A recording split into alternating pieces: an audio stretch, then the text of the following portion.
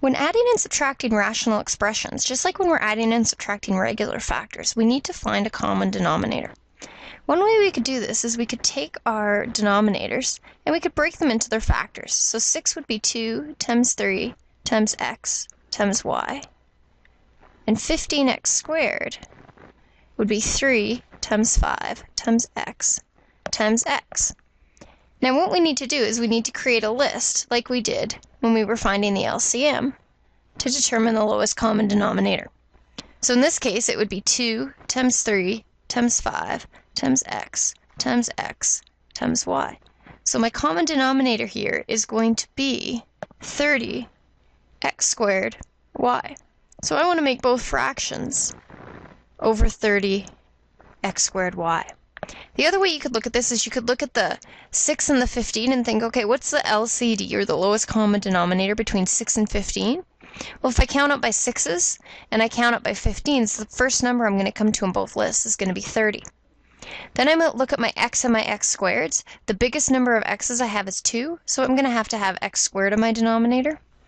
And then I look at the y here, and I don't have anything here, so the most y's I'm going to have is going to have to be 1. Now I need to figure out, how did I get from 6xy to 30x squared y? Well, to get from 6 to 30, I had to multiply by 5. To get from x to x squared, I had to multiply by x. And to get from y to y, I didn't have to do anything. So whatever I have to do on the bottom, I have to do the same thing on the top. So 1 times 5x is going to give me 5x. Now I do the same thing on the other side. To get from 15 to 30, I multiplied by 2. To get from x squared to x squared, I didn't do anything. And to get from nothing to y, I had to multiply by a y.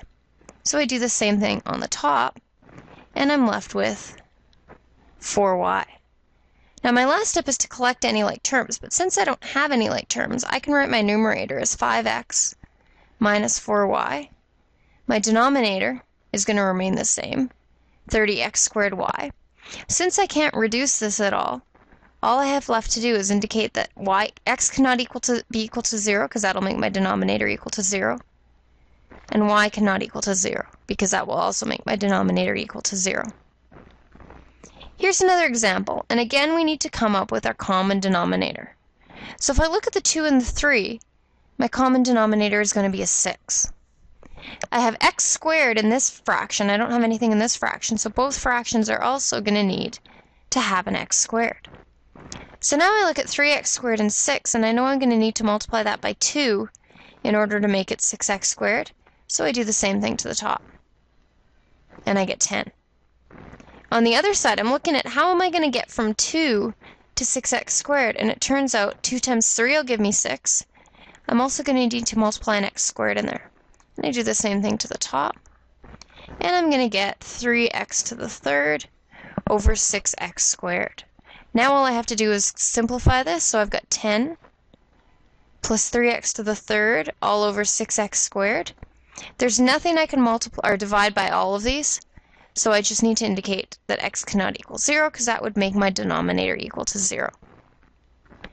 Final example is if I've got a binomial in my numerator.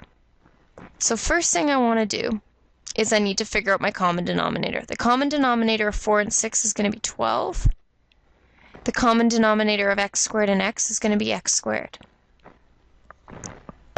Now I need to figure out how did I get here. So to get from 4x squared to 12x squared, I had to multiply by 3. So I'm going to do the same thing on the top. So when you multiply by a binomial, you need to multiply both terms, so you can put it in brackets like so.